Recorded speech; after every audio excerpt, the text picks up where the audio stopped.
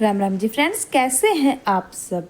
और आज हम सुनेंगे एक धार्मिक कथा, सत्य कितना महंगा। एक महर्षि वन में वर्षों से घोर तपस्या कर रहे थे। जंगली जानवर आसपास मंडराते रहते थे, पर महर्षि मानो कोई खबर नहीं थी। आंधी तूफान आए पर महर्षि पूरी तरह बेखबर। स्वर्ग से अप्सराएं उतर आई उस महान तपस्वी की तपस्या भंग करने, पर मजाल है जो महर्षि का ध्यान भटके। लेकिन जब एक राजा अपना लाव लक्सर लेकर जंगल में शिकार के लिए आया और उसने एक हिरण मारकर गिरा दिया। हिरण की दर्द भरी कराह पर महर्षि की तपस्या भंग हुई। उन्होंने क्रोध से जोर से ललकार कर कहा, कौन है वह दुस्साहसी जिसने मेरी वर्षों की तपस्या भंग की है। उसने उस निरीह पशु का ही नहीं, मेरी तपस्या का भी आखेट किया है। कहीं यह तपस्वी कोई श्राप ना दे दे।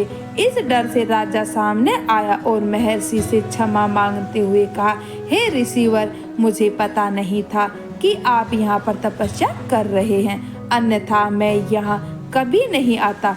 महर्षि गुस्से से चिल्लाए, मेरी उस तपस्या का क्या जो मैं वर्षों से कर रहा था, और तूने उसे एक पल में भंग कर दिया। मुझे मेरा तप लौटा, अन्यथा मेरे क्रोध का भागी बन। मैं तुझे श्राप देता हूँ। राजा ने घबरा कर तड़प कर कहा, नहीं महर्षि, जो चाहे दंड दे पर श्राप ना दे। मेरी प्रजा नष्ट हो जाएगी। आप चाहे तो बदले में मेरा सब कुछ ले ले, मेरा राजपाट, मेरी धन संपत्ति, मेरा वैभव, मेरा पुण्य। महर्षि ने राजा की कमजोर नब्ज पकड़ ली और पूछा, क्या है तेरा वैभव, तेरा पुण्य, धर्म। मैं आज तक धर्म पर अटल रहा हूँ, धर्म पर अटल रहेगा तू। ईश्वर की मुझ पर कृपा है तो दे अपना राजपाट, अपना कोष, अपना वैभव सब मुझे दे। राजा ने कहा, हाँ मैं इसी क्षण देता हूँ। महर्षि ने पूछा, अपने वचन से फिरेगा तो नहीं। इसके बाद राजा के श्री मुख से जो वचन निकला वह हमेशा के लिए एक कहावत बन गई। चंद्र टरे सूर्य टरे, टरे जगत व्यवहार, यह दृढ़ हरिश्चंद्र को, टरे न सत्य विचार। यह राजा थे अयोध्या के राजा, श्री वशिष्ठ के शिष्य, सच्चे प्रजापालक, सत्य और सत्यवादिया के प्रतीक राजा हरिश्चंद्र। और यह तपस्वी साधु थे महर्षि विश्वामित्र। और इसके बाद शुरू होता है सत्य की अपनी टेक पर टिके रहने और उसके बदले में कोई भी कीमत चुकाने का दृढ़ निश्चय।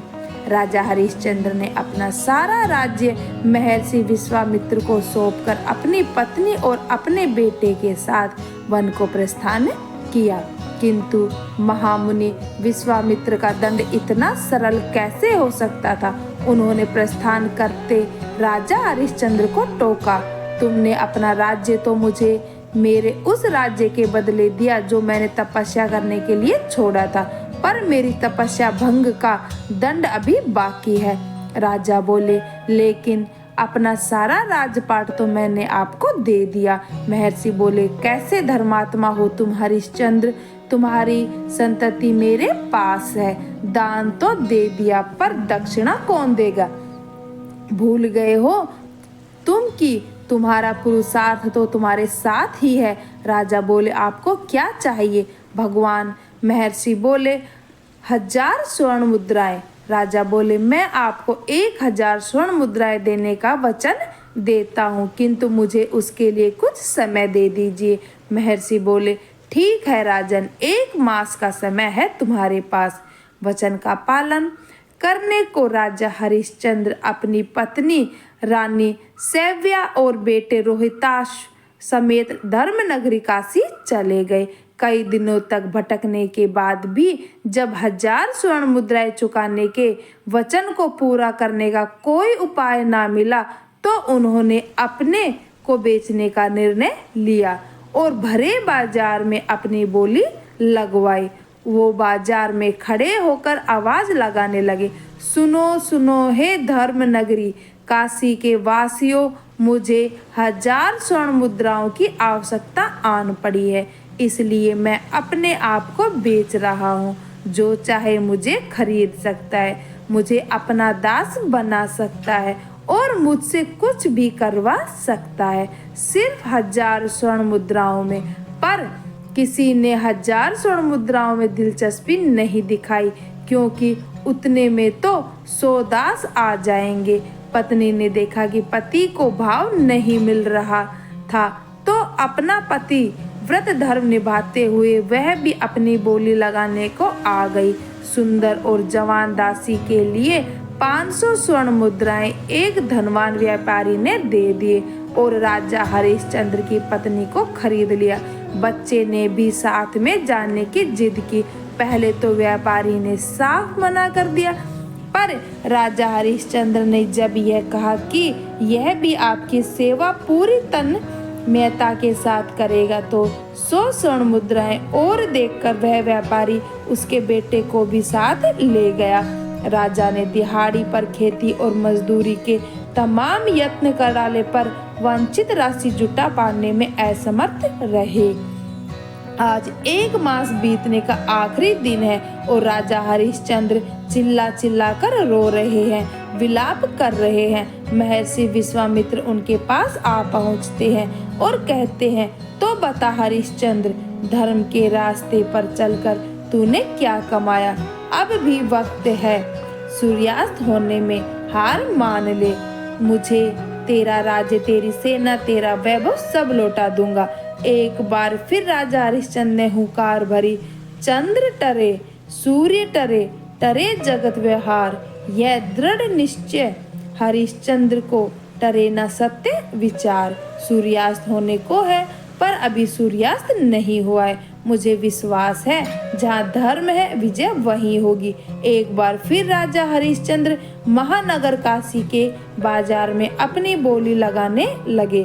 फिर 400 स्वर्ण मुद्राएं और मैं आपका दास, आपके हर कहे का पालन करूंगा। सिर्फ 400 स्वर्ण मुद्राएं हैं। ऐसा मूल्य बोली सुनकर खरीदने वाले लोग अपने हिसाब से कीमत लगा रहे थे। कोई बोले 100 मुद्रा दूंगा, एक अन्य बोला 150 मुद्रा, तो कोई बोला 200 मुद्रा दूंगा, पर इससे अधिक नहीं। राजा हरिश्चंद्र परेशान होने लगे, किंतु तभी भीड़ में से एक आवाज आई, 400 स्वर्ण मुद्राएं। राजा हरिश्चंद्र का चेहरा चमक उठा। भीड़ में से वह व्यक्ति निकलकर आया। राजा हरिश्चंद्र से बोला, मैं आपको 400 स्वर्ण मुद्राएं देने के लिए तैयार हूँ, किंतु पहले मैं आपको बता दूं कि मैं डोम सरदार हूँ, मुर्दों को जलाता हूँ और शमशान घाट पर अपनी जीविका चलाता हूँ। क्या 400 स्वर्ण मुद्राओं के बदले मेरा दास बनना आपको स्वीकार है? राजा हरिश्चंद्र हाथ जोड़कर भावुक होकर विनम्रता से बोले, हाँ, मुझे आपकी दास्ता स्वीकार है। इस प्रकार महर्षि विश्वामित्र का ऋण तो चुका दिया, पर अब वह शमशान भूमि में मुर्दों को जलाने वाले एक डोम बन चुके थे। रोजाना चिताएं जलाते थे। उनसे निकलने वाले धुएं से उनकी आंखों के आंसू सूख गए थे। ऐसे में एक दिन वह शमशान पर बैठे थे कि उन्हें एक महिला के रोने की आवाज सुनाई दी। उन्होंने देखा, दूर से एक महिला रोती हुई अपनी गोद में अपने मरे हुए पुत्र को लेकर आ रही है। जब वह महिला नजदीक पहुंची तो राजा हरिश्चंद्र ने देखा कि यह महिला कोई और नहीं बल्कि उनकी ही पत्नी महारानी सैव्या है और उनकी गोद में वह मृत बालक उनका ही पुत्र था। अपने पति को इस रूप में देखकर रानी ने रोते रोते क्रोध में ताना मारा, लीजिए महाराज, यह है आपके धर्म का मूल्य। मैंने अपना ऐश्वर्य खोया, पति खोया, पुत्र खोया और 2 दुहाई धर्म की। जहाँ धर्म है वहाँ विजय नहीं है। टूट चुके राजा हरिश्चंद्र ने अपने पुत्र को उठाया, उनका मुख चूमते हुए उसे चिता पर लेटा दिया। फिर जलती हुई मसाल लेकर अपनी पत्नी के पास वापस आकर बोले, कर दो देवी, ताकि मैं आपके पुत्र की चिता को आग दे सकूं। रानी के आश्चर्य का ठिकाना ना रहा। वह रोते रोते बोली, यह आपका भी पुत्र है? राजा बोले, देवी मैं डोम सरदार का दास हूँ, शमशान कर के लिए बिना किसी भी चिता को आग नहीं दे सकता हूँ, यह मेरे स्वामी की आज्ञा है। पत्नी रोते रोते विलाप करती रही। अयोध्या के राजा हरिश्चंद्र के पुत्र के पास आज कफन भी नहीं है, फिर भी आप मुझसे कर मांग रहे हैं, किस धर्म का निर्वाह कर रहे हैं आप? महाराज बोले, जिस धर्म के लिए मैंने अपना राज्य छोड़ा, जिस धर्म के लिए मैंने अपनी पत्नी को बेचा, जिस धर्म के लिए मैंने अपने पुत्र को बेचा, जिस धर्म के लिए मैंने स्वयं को अपने आप को बेचा, उस धर्म को आज कैसे छोड़ दूं देवी? मैंने स्वामी और सेवक के धर्म में बंधा हूँ देवी। कर के लिए बिना मैं आपके पुत्र की चिता को आग नहीं दे पाऊंगा। रानी बोली, सम्राट हरिश्चंद्र आप ही बताइए, क्या बेच कर लाऊं मैं शमशान कर? राजा बोले, अगर कर नहीं दे सकती हो तो अपने वस्त्र का आधा हिस्सा कर के रूप में दे दो। रानी बोली, अपनी पत्नी को धर्म के नाम पर नंगा चाहते हो तो यह भी लो। ऐसा कहकर रानी ने अपनी साड़ी फाड़ना शुरू की कि महर्षि विश्वामित्र वहां पर प्रकट हुए और चिल्लाकर रानी को ऐसा करने से रोका। और राजा हरिश्चंद्र ने कहा, धन्य है तू हरिश्चंद्र, धन्य है तेरा कुल, धन्य है तेरे गुरु, धन्य है धर्म के पथ पर चलने की तेरी प्रतिज्ञा। आज तू जीता और मैं हारा। आज मैं विश्वामित्र अपने तप का सारा बल तुझे देता हूँ। ऐसा कहकर महर्षि विश्वामित्र चिता पर मृत पड़े उसके पुत्र के सिर पर हाथ फेरते हुए कहते हैं, उठो रोहितास उठो। और कुछ ही पलों में बालक जीवित हो उठा। राजा हरिश्चंद्र ने महर्षि विश्वामित्र की परीक्षा में जो कुछ भी गवाया था, उन्हें वह सब कुछ वापस मिल गया। राजपाट, सेना, कोष, पत्नी, और उन्हें वह सब वापस मिल गया। राजपथ, सेना, कोष, पत्नी, पुत्र।